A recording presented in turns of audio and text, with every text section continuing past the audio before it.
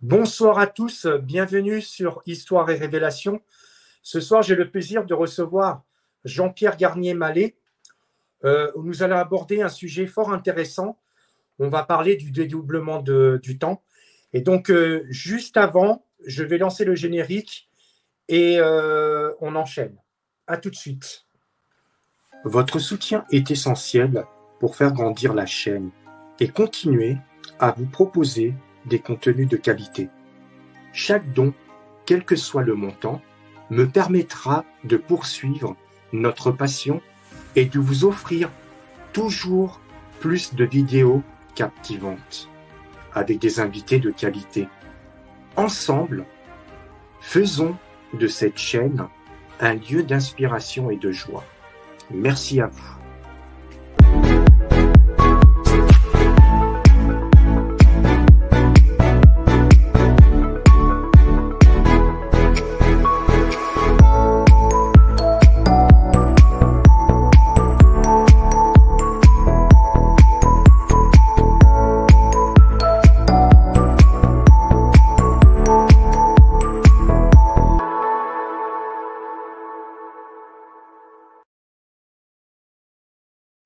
Alors, bonsoir Jean-Pierre, merci d'avoir accepté mon invitation.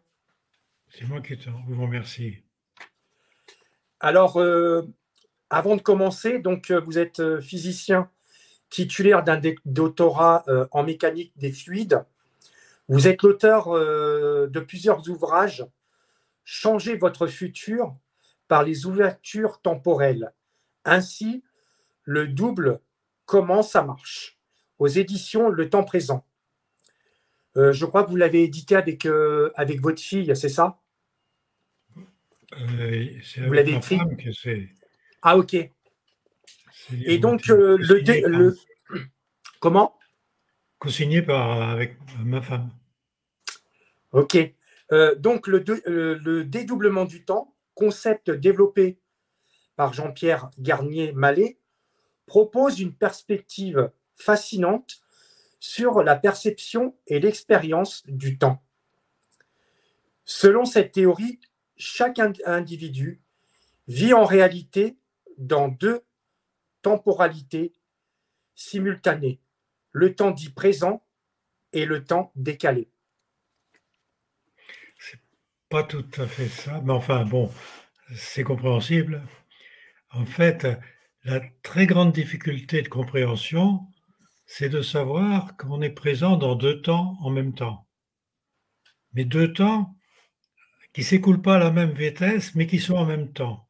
C'est ça la très grande difficulté du dédoublement du temps. Alors, qu'est-ce qu'est l'avantage du dédoublement du temps? C'est l'anticipation. En fait, c'est ça. C'est-à-dire que nous croyons que notre cerveau fabrique toutes nos pensées et que nous n'avons besoin de rien d'autre qu'un bon cerveau. Non. D'ailleurs, la preuve, c'est que des gens qui ont un cerveau délabré vivent quand même. Mais on reçoit des informations dans un temps qui pour nous n'existe pas et qui permet, dans notre temps à nous, d'avoir des informations instantanées. En fait, le calcul direct, car il y a un calcul assez simple, qui a été mis en évidence au niveau expérimental par Benjamin Libet, qui a eu un prix Nobel en 2003, à savoir que vous recevez des informations, lui disait une demi-seconde avant, et la théorie du dédoublement prouve que c'est 2 tiers de seconde et 1 tiers de seconde avant le moment présent. Mais qu'est-ce que c'est qu'un temps négatif? Pour nous, ça n'existe pas. En fait, on ne sait pas ce que c'est qu'un temps négatif. Mais vous vous rendez compte que votre cerveau reçoit des informations qui poussent tout notre corps à agir. Et toutes nos cellules sont informées de l'instant présent qui va avoir lieu. Et tenez au passage quand même quelque chose de très important, ces cellules bloquent l'information. Si nous ne débloquons pas les informations qui ne sont pas faites pour nos cellules stockent ces informations. Elles ne comprennent pas, nos cellules ne comprennent pas qu'est-ce qui se passe. Et ce stockage Et expérimentalement, on voit que nos cellules dégagent des UV, des ultraviolets. Or, il y a une chose que l'on sait, même depuis très peu de temps d'ailleurs, enfin très peu de temps par rapport au siècle évidemment, c'est que quand des cellules stockent trop longtemps des UV, on appelle ça des cellules précancéreuses, et à un moment donné, avec un choc émotionnel en particulier ou un autre choc, ces cellules deviennent carrément cancéreuses. Et le cancer n'est pas une maladie dans le sens où on l'entend habituellement, c'est simplement que vous avez trop d'informations qui ne sont pas faites pour vous. Bon, je vous parle du cancer, il y a bien d'autres désordres, hein, bien sûr, mais ça, c'est très facile à comprendre puisqu'on sait que tout le potentiel est dans un temps très lent, et le temps très lent est caractérisé par les UV, les ultraviolets. Le temps très rapide est caractérisé par les infrarouges, la lumière. Les anciens disaient, ben, il y a la lumière et les ténèbres, la lumière de Dieu et les ténèbres de l'enfer. C'était une façon beaucoup plus simple de parler, mais en fait, ça veut dire que si nous avons un bon équilibre entre le passé et le futur, entre la lumière et les ténèbres, nous avons un état présent correct, avec un peu des choses qui nous bousculent de temps en temps, mais on revient. Et cette anticipation est donnée par le dédoublement du temps. Alors, dans la journée, qu'est-ce que vous faites? Ben, vous vivez, mais évidemment, vous faites des blagues sans le savoir. Vous anticipez des choses qu'il ne faudrait pas faire. Résultat, eh ben, la nuit porte conseil dans le sens que tout se remet dans l'ordre, à condition, évidemment, de savoir utiliser sa nuit. Or, on ne sait pas utiliser la nuit. Ben oui, effectivement. Et, C'est le problème de remettre les pendules à l'heure pendant la nuit, c'est-à-dire que toutes les informations qu'on a mal anticipées, qu'on a mal mémorisées, ou qu'on a trop mémorisées, il faut s'en débarrasser au cours de la nuit, au contraire, garder les bonnes informations.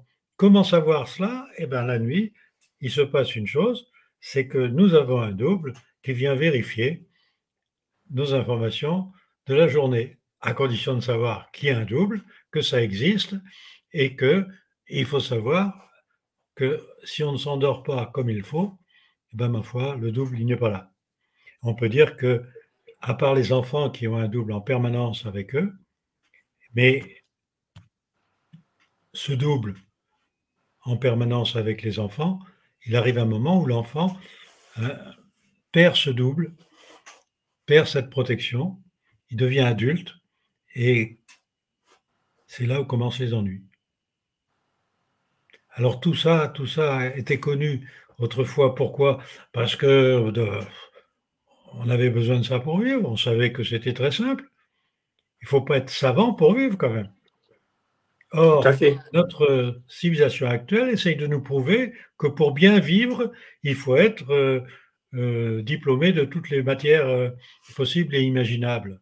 Un idiot vit mieux qu'un grand scientifique, hein. C'est ça. C'est ça. On a l'impression qu'on nous a ramolli le cerveau.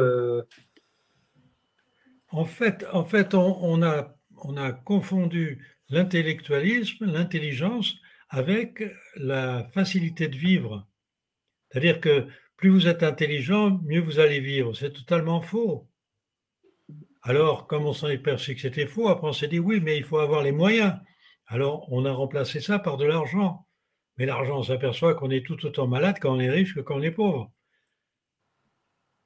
Comment bien vivre? En harmonie avec son double. C'est ça. C'est tout bête. Et ça, c'était enseigné. Il y a des écrits qui le prouvent, surtout grecs, sumériens, égyptiens, qui prouvent qu'on savait anticiper. La preuve, eh bien, on faisait de la voyance, mais pas la voyance telle qu'on la connaît aujourd'hui. La voyance, c'est voir le futur pour ne pas le vivre. C'est voir tous les dangers à l'avance pour ne pas les vivre. Or, on a transformé ça en une voyance et je vais voir le futur, qu'est-ce qui va m'arriver? Eh non, Ça n'a rien à voir. Bien sûr, ça peut arriver, mais on a des possibilités, il y a le choix, il y a la liberté. Car dans l'anticipation, nous avons l'anticipation des choix différents à chaque seconde. Chaque seconde de vie, vous avez des choix différents. Alors, il faut savoir quand même utiliser tout ça. Les expériences faites de façon... Vous savez que Benjamin Libet, dont je vous ai cité le nom tout à l'heure, a eu un prix Nobel virtuel parce que ses expériences prouvaient qu'il avait raison, mais on n'admettait pas quand même ce qu'il racontait. En plus, il n'était pas dans la logique scientifique des Nobel, mais il avait quand même prouvé une chose, c'est que notre cerveau reçoit des informations une demi-seconde avant de le savoir. Et notre cerveau ne fait que déchiffrer des informations qui arrivent par anticipation. Et il a fait des expériences qui le prouvent. Moi, dans la théorie, c'est une théorie qui montre que vous recevez automatiquement cela. Alors, je suis très content que Benjamin Libet ait eu le prix Nobel, puisque vous êtes obligé d'admettre que vous avez des informations qui vous viennent avant pour vivre après. Ben oui, et surtout ce que j'ai pu constater, c'est que nous avons en même temps les trois temps, c'est-à-dire qu'on a le passé, le présent et le futur. Tout ensemble. Tout ensemble. Tout ensemble. Et on est fait normalement. Normalement, pour bien vivre, il faut être dans un monde tel que vous pouvez être présent aussi bien avant, pendant et après. C'est-à-dire dans le passé, qui est en même temps que le présent, mais un peu avant par anticipation. Le futur, qui est après le présent, mais qui par anticipation est quand même avant. C'est ça qui est très compliqué à comprendre. Et alors, Oui. j'explique ça évidemment en formation d'une façon assez simple, car c'est assez simple, il n'y a pas besoin d'équations ni de choses comme ça, faire comprendre. Et je prouve même que tout le grec, l'alphabet grec, est bâti sur la théorie du dédoublement. Et toutes les lettres grecques, j'ai retrouvé d'ailleurs 3 lettres grecques perdues, hein, qui ont été abandonnées, et j'explique même pourquoi elles ont été abandonnées. Et ça prouve que bien longtemps avant Jésus-Christ, on savait tout ça. Et on n'avait pas besoin de passer un doctorat de sciences ou quoi que ce soit pour faire admettre cela. Alors, regardez, l'anticipation, ça nécessite des vitesses, évidemment, d'information anticipative. Et alors là, regardez encore une chose, ça nécessite des vitesses qui vont plus vite que la vitesse de la lumière. On a donné un prix Nobel à Alain Aspect en octobre dernier. Alain Aspect a dit que les vitesses superlumineuses n'existent pas. De même qu'on disait que les trous noirs et les ondes antigravitationnelles de la théorie du dédoublement n'existaient pas et que Garnier-Mallet avait inventé des choses. On a prouvé l'existence des trous noirs, on a prouvé les histoires antigravitationnelles, ça n'a rien changé. Il y a un scientifique avec qui je travaillais, qui était à l'Académie des sciences, président de l'Académie des sciences, qui m'a mis à la porte de chez lui parce que je disais que les trous noirs existaient. Il y a de ça une quinzaine d'années. Depuis, on a trouvé ces trous noirs. Ben, il ne m'a pas réinvité à travailler avec lui. Ah non, il a Mais honte. quand on est prisonnier de tas de choses, qui ne servent à rien, à quoi ça sert de dire qu'il n'y a pas de vitesse supérieure à la vitesse de la lumière? Ce ne sont pas des vitesses d'ailleurs. Regardez, si vous allez à la vitesse de la lumière vous rattrape à la vitesse de la lumière. Ah, c'est pas normal. Si vous allez au-devant de la lumière, imaginez que vous allez à l'encontre de la lumière, rencontrer la lumière qui vient à vous à une certaine vitesse et que vous allez à la même vitesse, vous allez vous rencontrer instantanément entre le moment où la lumière jaillit et le moment où vous y êtes. Non, que vous alliez vers la lumière ou que vous en éloigniez, la lumière vous rejoint à la vitesse de la lumière. On voit bien, ça s'appelle le paradoxe d'Einstein. Eh bien, la théorie du dédoublement, avec l'anticipation, supprime ce paradoxe. C'est-à-dire tout le monde reçoit la même information en même temps pour vivre. Imaginez que mon voisin qui est avec moi ne reçoive pas les mêmes choses en même temps que moi. Ça va faire un décalage terrible, il va être dans mon passé et dans mon futur. Non, on est tous dans l'instant présent. Donc vous voyez que cette notion scientifique de dédoublement du temps est très importante. Bon, ben, on l'a complètement occulté par des théories. Il fallait bien survivre hein, dans l'ignorance. Oui, tout à fait. Tout à fait. Et justement, comment vous êtes venu à l'idée de vous intéresser à ce sujet du dédoublement du temps? Oh, c'est presque un hasard, hein, si le hasard existe. À partir du moment où vous savez que toutes les informations que vous recevez sont des informations anticipatives, il faut bien admettre qu'il y a quelqu'un qui vous parle. Oui. Le double? Alors, oh, pas forcément. Si c'était que le double, tout marcherait bien. Mais dès que vous êtes adulte, les gens, ils ignorent leur double.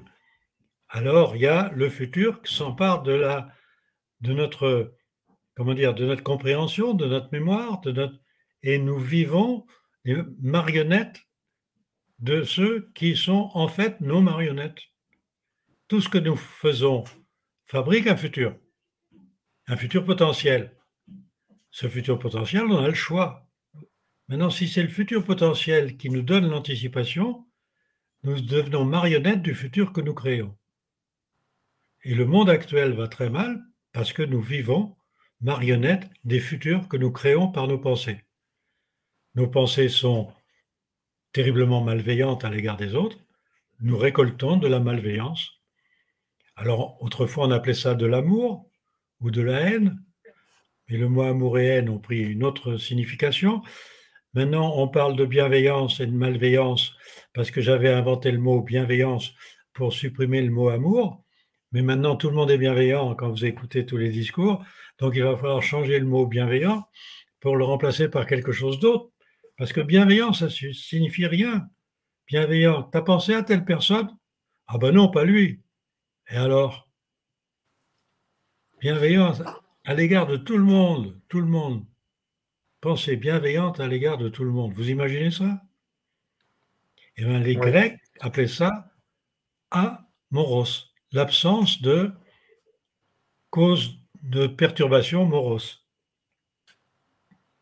qui était devenu le Et mot amour. Vous voyez que tout ce que j'essaye de vous dire assez rapidement, mais il faut quand même savoir une chose, c'est que toutes les particules, tous les univers sont soumis à la loi du dédoublement du temps. On a un cycle avec un début de quoi? Ben, un cycle de dédoublement du temps, que les anciens appelaient un début des temps, et une fin des temps. Or, nous vivons actuellement la fin d'un cycle de dédoublement des temps qui fait que les perturbations sont terribles. Alors, on met ça sur le compte d'un réchauffement dû à nos industries, dû à patati patata. Enfin, il faut savoir que c'est cyclique et que les chaos, ils sont bien réels et ils vont s'empirer. Alors qu'il y a une façon très simple d'arrêter cela. Ça s'appelle l'anticipation. Alors j'essaye d'enseigner cela, mais vous savez, c'est très difficile parce que ça met à la poubelle des tas de croyances, des croyances dogmatiques. oui, Alors là, dans les croyances, il y a quelque chose de juste. Ces croyances ne sont pas arrivées là par hasard. Hein. Elles ont pris des informations logiques, elles ont transformé, du fait d'un obscurantisme moyenâgeux, pas mal de choses, mais il n'en reste pas moins qu'on a survécu. Et là, maintenant, on croit que c'est la science qui va nous permettre de vivre, et même l'intelligence artificielle, c'est le pire de tout, c'est contre l'anticipation. bah, Dans l'intelligence artificielle, il n'y a aucune anticipation. non, Mais nous allons vivre avec le modèle de l'anticipation par l'intelligence artificielle, ce qui est une aberration. On va devenir marionnette, alors que nous c'est sommes ça, créateurs. c'est ça. Et justement, aujourd'hui, quelles sont comment dire, la position des scientifiques justement à ce sujet? Qu'est-ce qu'ils en pensent? Mais regardez, je sais que je vous ai cité 2 prix Nobel récents quand même, mais qui sont à l'opposé l'un de l'autre, puisque l'un n'était pas un scientifique pur et dur nobelisable, mais il avait des expériences sensationnelles. Benjamin Libet. Ben, il a eu le prix Nobel à une condition, c'est qu'il avait démontré l'anticipation et il fallait qu'il dise donc nous ne sommes pas libres. Il y a pas de hasard, il y a pas, nous sommes conditionnés. Il n'y a pas de C'est libre ça. arbitre. Il n'y a Et plus de libre arbitre. moyennant quoi, il a eu le prix Nobel. Vous avez Alain Aspect qui vient d'avoir le prix Nobel. Bon, il a démontré quoi? L'intrication. Deux particules en dédoublement, deux particules dédoublées. Elles sont là toutes les deux, elles reçoivent la même information en même temps. Ça s'appelle l'intrication. Alors, n'importe qui pose la question. Qui donne cette information? Puisqu'elles l'ont en même temps. Ben, c'est une troisième particule. Alors, en même temps. Alors, si trois particules reçoivent en même temps, qui donne l'information? Vous voyez bien que c'est sans fin, cette histoire-là. Tout ça pour supprimer l'anticipation que Benjamin Libet a mis en évidence, hein, par des expériences qu'on peut reproduire, que n'importe qui peut faire.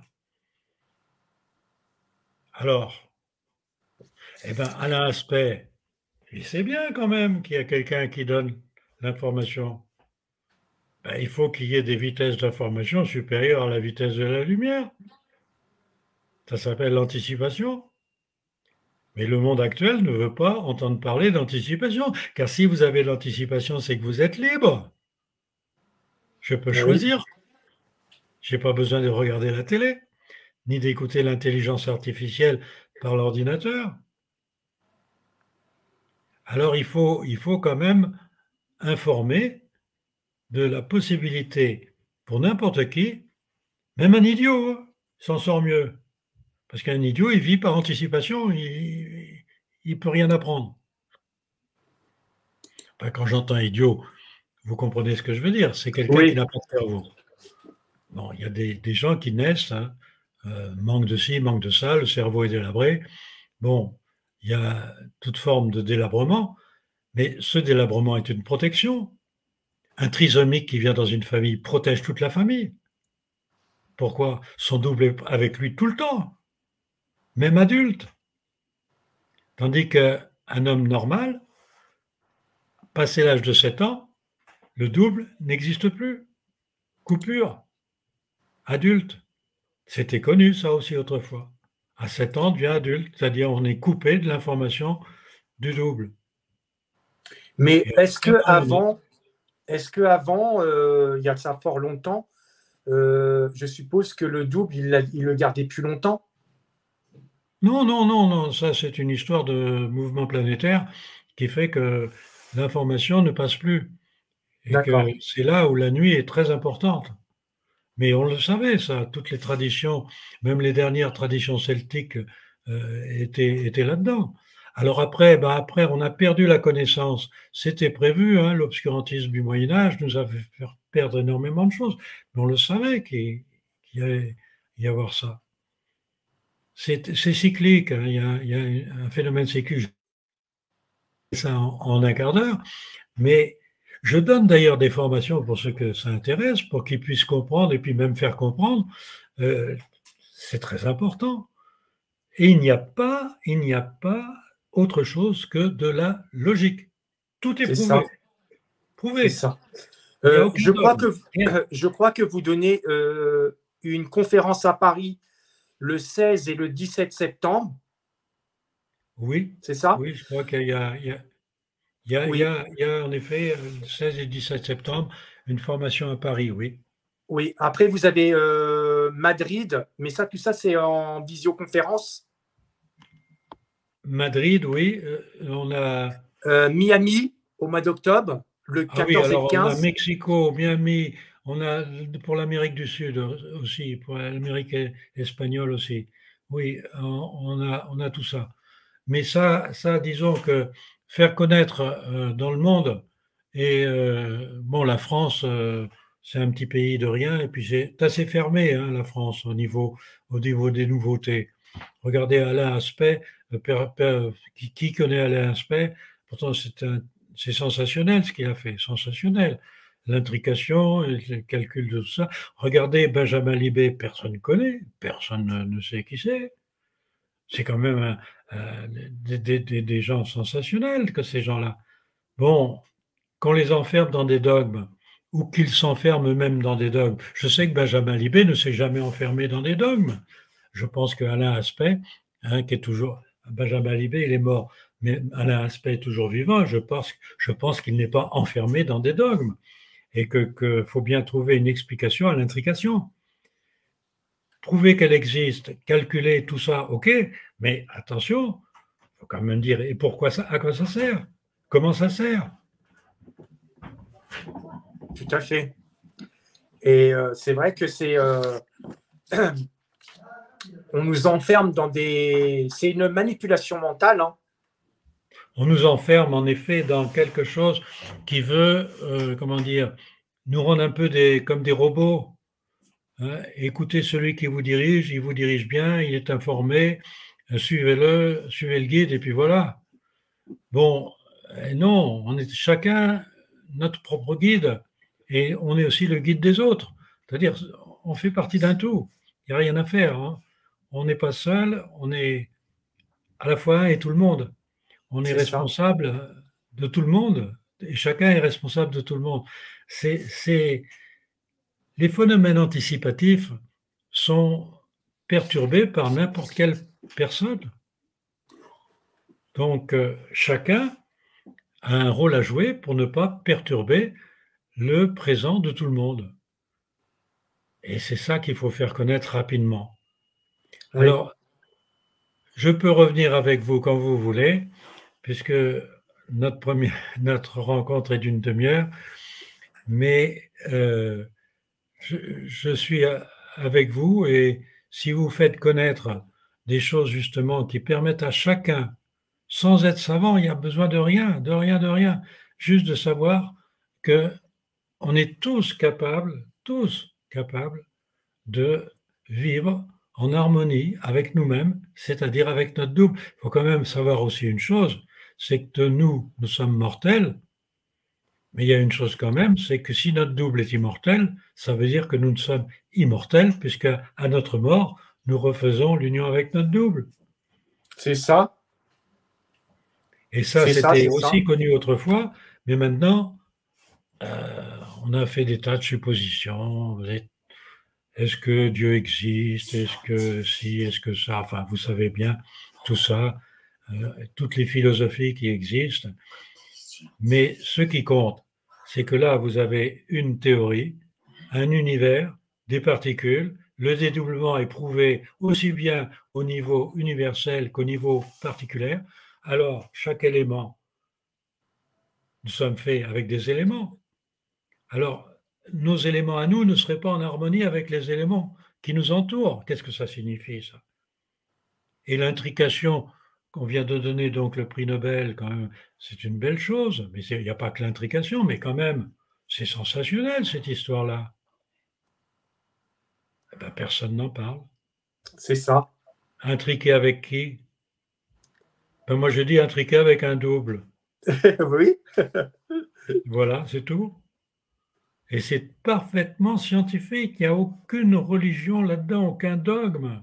Ce n'est pas une croyance. C'est une certitude, une logique certaine. Je pense qu'on va se quitter. Oui. Et je serai avec vous quand vous voulez. Ok, restez encore quelques minutes avec moi. Oui. Je vous souhaite une bonne soirée à vous tous. Partagez la vidéo et je vous dis à très bientôt. À très bientôt. Restez encore quelques minutes avec moi.